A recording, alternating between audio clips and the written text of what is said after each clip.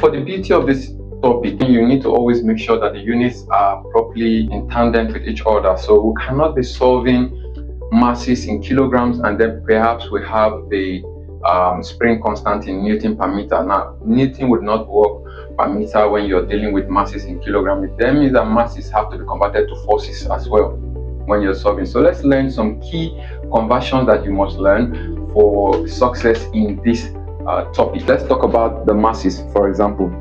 Under masses now, we can convert grams directly into Newton by simply dividing by 100. Okay, I'll explain why. Because gram into kilogram first would have meant you dividing by 1000, and then if you now want to convert a kilogram into Newton, you multiply by 10, thereby reducing your 1000 into 100.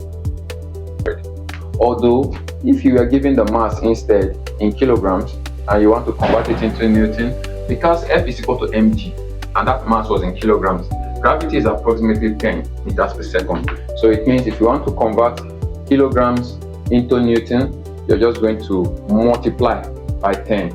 That's how easy it is. Spring constant. Under the spring constant, which is the K, the standard unit is Newton per meter.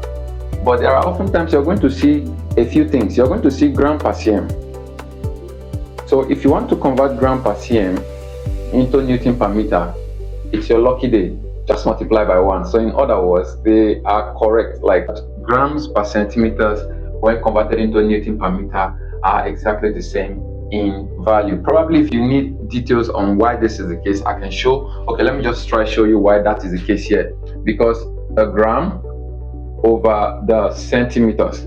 Now, gram into Newton is just dividing by 100, so that's 0.01 Newton.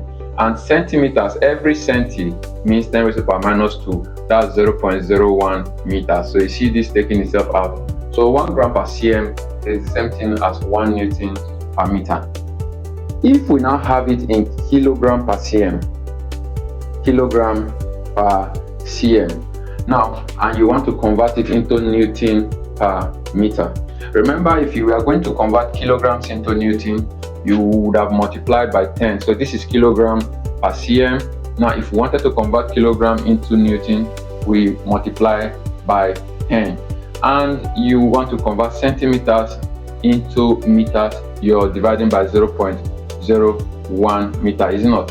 By the time you do 10 divided by 0.01, you will notice that converting kilogram per centimeter into Newton per meter, you need to just multiply by 1000 and you have your answer that way.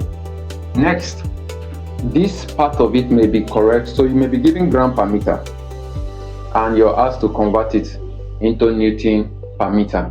Now you see this, the denominator is looking standard already. It is a meter, it is a meter, so only the gram needs to be converted into Newton, and you already know that converting gram per into Newton was just by dividing by 100. So you divide by 100 and that will be done. While what if it was in kilogram per meter?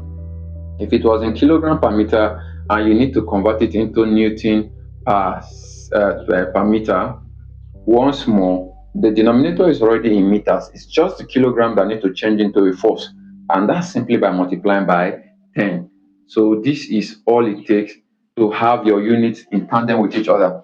As for extension, we don't have a problem with extension because it's just either going to be meters or centimeters, and you already know if it is in meters, you're already good to go. But if it is in centimeters, you divide by 100. So you have to know this, and we will need it when we are solving. So let's go straight into some good examples of how to calculate equations related to the Hooke's law. I'm going to keep the ratios on the screen so we can always reference them at different intervals.